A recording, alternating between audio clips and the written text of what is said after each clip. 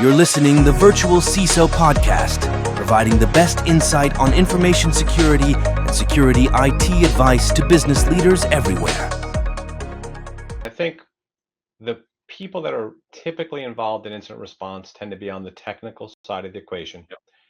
And I think their focus is on the technical components of responding to the incident.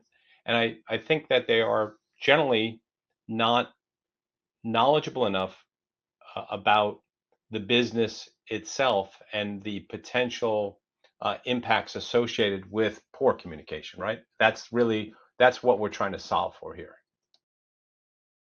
That's exact. It's poor or inefficient or incomplete communication, and to your earlier question on sort of what are potential pitfalls, it's not even necessarily in the dealing of the actual incident. A lot of it is the planning and communication for the go forward strategy after said incident or crisis happens as well. And in many cases, you're doing triage. You've got your technical team, whether it's a CISO, et cetera, kind of working on the technical side of things. But for a larger, really any size organization, the reputation of the firm, a lot of what comes out of that from a reputational side is the after of, okay, whether the breach has been, we've taken care of this breach, maybe we haven't taken care of it, or it's still something that we're fighting, et cetera. What's our message? What's our voice going to be? How is our brand going to be impacted? How are we alleviating this concern? And that's why you see in many cases, whether it's larger brands, there tends to be, if you're the end customer, you tend to receive a communication.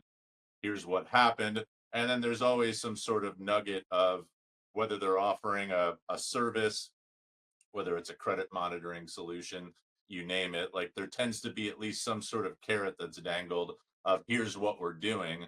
But then the follow up to that as well is just as important.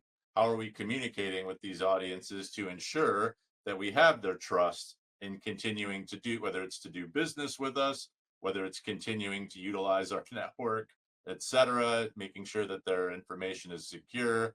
I mean, and that's where each of those different audiences, employees, customers, shareholders, really become important after the fact to stay in touch with as well.